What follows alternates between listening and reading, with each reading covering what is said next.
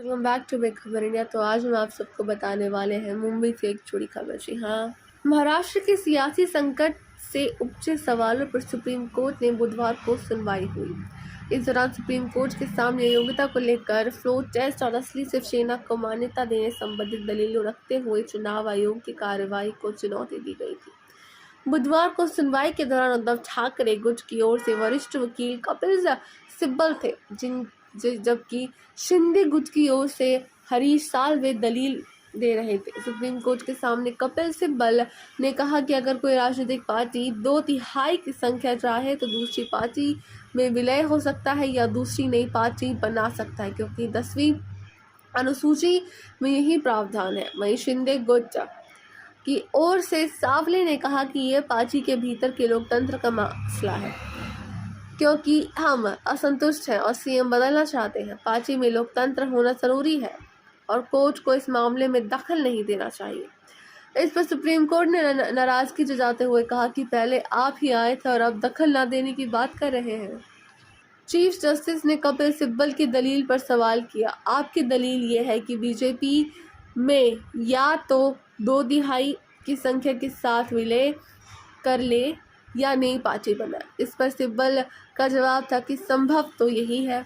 सिब्बल ने कहा कि बागियों यानी शिंदे खेमे के नेताओं ने पार्टी व्हिप का उल्लंघन किया, ऐसे में वह 10वीं अनुसूची के तहत यह अयोग्य है। सिब्बल ने कहा कि शिंदे गुट का कहना है कि वह मूल शिवसेना है, लेकिन ऐसा कैसे संभव हो सकता है? 10वीं अनुसूची इसकी इजाजत नहीं देता।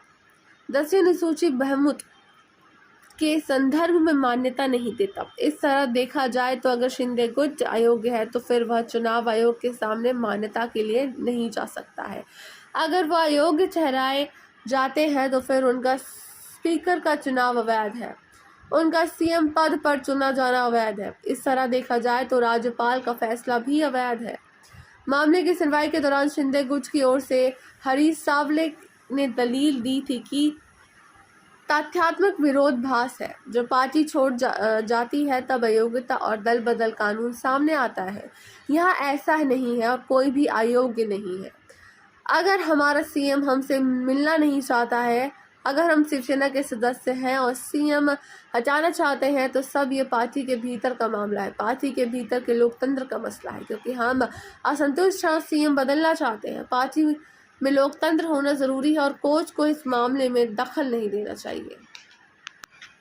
तो वहीं चीफ जस्टिस ने कहा कि पहले आपकी ओर से अर्जी दाखिल की गई और डिप्टी स्पीकर की कार्यवाही को 10 दिन के लिए टाल दिया गया है। उन्होंने कहा आप पहले आए थे, सही गलत क्या हुआ हम नहीं जानना चाहते, लेकिन आप अब कह रहे हैं कि हम इस मामले में तय नहीं कर सकते। चीफ जस्टिस ने साल्वे से कहा कि आप जो कुछ मुद्दे लिखकर दिए गए हैं उससे साफ नहीं मुद्दा क्या है, आप दोबारा इसे पेश करें। साल्वे ने कहा कि वह गुरुवार की सुबह दोबारा पेश करेंगे। साल्वे ने कहा कि यहाँ पार्टी के नेता पर विवाद था, पार्टी में कोई विभाजन नहीं है। इस दौरान शिंदे गुट की ओर से हमेशा जेठमालानी ने कहा कि नई सरकार इसलिए बनी क्योंकि सीएम ने फ्लोर टेस्ट पहले से इस्तीफा दे दिया, क्योंकि वे जानते थे कि वह बहुमत में नहीं है।